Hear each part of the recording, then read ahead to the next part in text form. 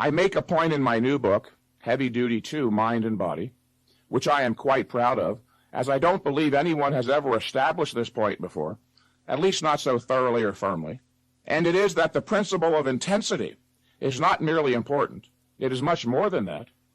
It is the cardinal fundamental of exercise science, the intellectual foundation of the whole field. That's correct, not merely important, but the intellectual foundation of all of exercise science. How do I justify such a bold statement? Well, let's look back to the definitions of the two basic branches which make up the whole of exercise science, aerobic and anaerobic. They are both defined primarily in terms of intensity. Aerobic is low intensity, anaerobic high intensity. And that's the point.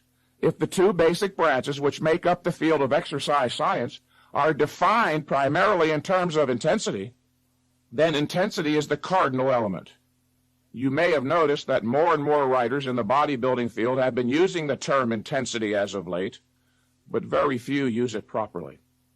Let it be made clear that the term high intensity is not one that I concocted to sound pretentious or falsely technical. It is the proper scientific terminology. In fact, the terms high intensity and anaerobic can be used interchangeably. Exercise scientists who deny the validity of high-intensity training theory either forgot or never were aware in the first place that high intensity and anaerobic are essentially the same thing. Intensity, you see, is a measure of effort. And what is exercise essentially about?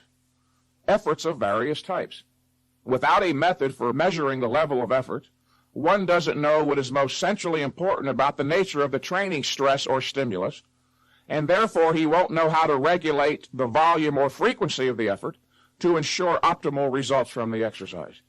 This is fundamentally what exercise bodybuilding science is about.